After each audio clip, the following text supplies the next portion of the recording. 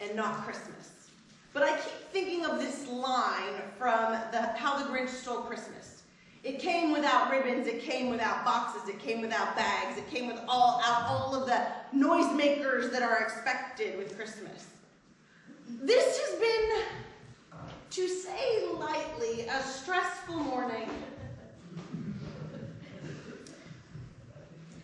This morning, let me start. Yesterday I got a text message of our beautiful sanctuary and how Easter is so early that none of our flowers are blooming. Fun. I got up this morning at the crack of dawn because it is in fact sunrise service, and even though I'm not a morning person, some of you seem to be, so I get to come and have sunrise service. I couldn't get my contacts in. My eyes were like, nope, not gonna happen. I get here and there's no heat.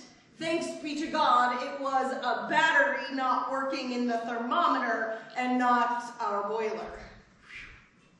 And then in the middle of service, I get a phone call from someone who never calls me in the middle of service. Our dear Lynn is not feeling well, and her family members recommend that she go seek medical attention to make sure that everything is okay.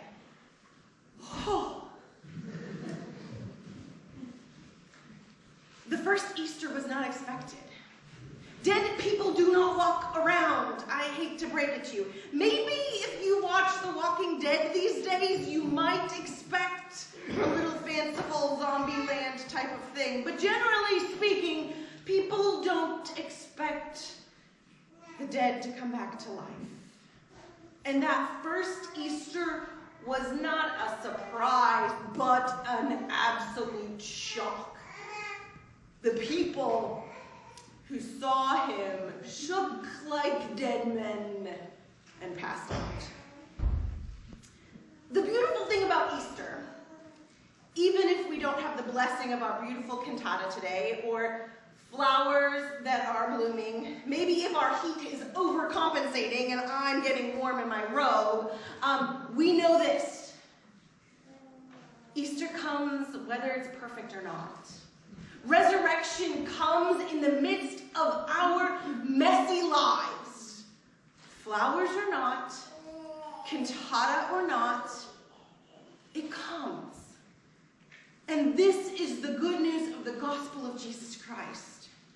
In the midst of our sadness and our joy, in the hymns that maybe bring back too many bad memories, as well as the ones that make us want to jump to our feet and sing that high F with gusto. Resurrection is on the move. God's salvation, God's hope is on the move. Easter, that Easter, changed everything. And because of that, we are here to remember, to celebrate, to hold tight to that truth, even when things don't go the way that we want them to. You might have a roast in the oven right now that you're worried about.